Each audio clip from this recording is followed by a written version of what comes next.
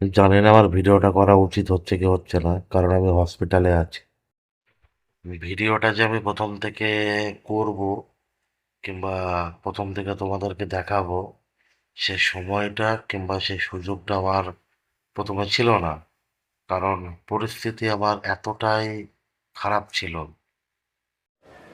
তো হসপিটালে অ্যাডমিট হওয়ার পর, তো হসপিটালের ফর্মালিটিস অনুযায়ী যে ট্রিটমেন্টগুলো থাকে, ওনারা সেইগুলো আমার উপরে প্রয়োগ করা শুরু করেন। তো ফার্স্ট টাইম আমি খুব নার্ভাস ছিলাম, কারণ হসপিটালের সম্পর্কে আমি অতটা অবগত ছিলাম না। তো যেহেতু আমার নিজের জন্য হসপিটালে প্রথমবার এটা আমার, তো সেই কারণে খুব ভয়ে ছিলাম আমি। এই জিনিসটা যখন কামড়ায় আমাকে প্রচন্ড যন্ত্রণা করছিল। তো দু ফুটো দুটো ফুটো হয়ে গেছে, রক্তও বেরিয়েছে।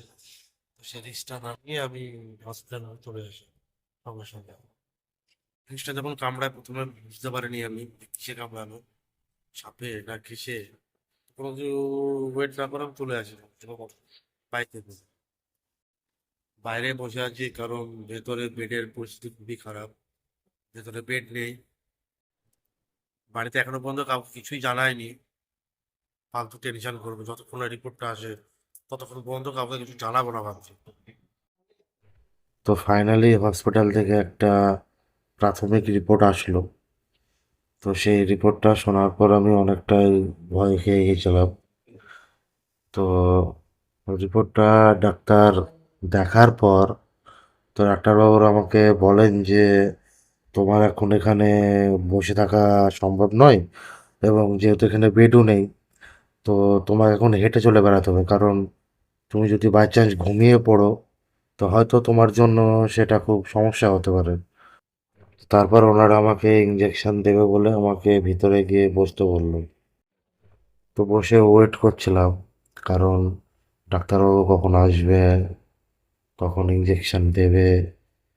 তো সেটার জন্য বসেছিলাম আর চারিদিকে তাকিয়ে তাকিয়ে দেখছিলাম অন্য মানুষদের।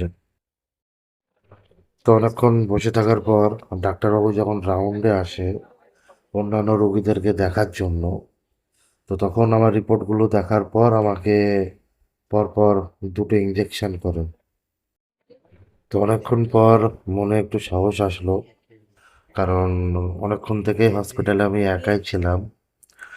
তো মনে সাহসটা আসার কারণটা হচ্ছে মা কিভাবে কারো কাছ থেকে হোক কিংবা যেভাবে হোক কারো মুখ থেকে শুনতে পেয়েছে যে আমার এরকম এরকম অবস্থা হয়েছে।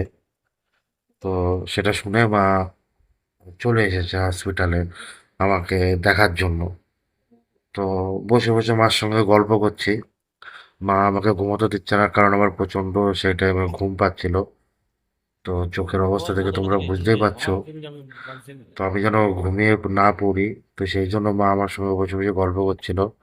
আর এটা আমার মা, মারও শরীরটা ভালো নেই, কারণ মাও হসপিটাল আর বাড়ি করছে। তো একটা সমস্যার জন্য, তো তারপরেও আমি মাকে বলেছিলাম যে তুমি বেশিক্ষণ থাকতে হবে না, তো তুমি চলে যাও। তো আপাতত আমি ঠিক আছি, আর আমার কিছুটা বন্ধুরা খানিকক্ষণ পরে আসবে। তো অনেক বোঝানোর পর মাকে বাড়ি যাওয়ার জন্য রাজি করালাম, যেহেতু মার নিজের শরীরটাও খুব একটা ভালো নেই।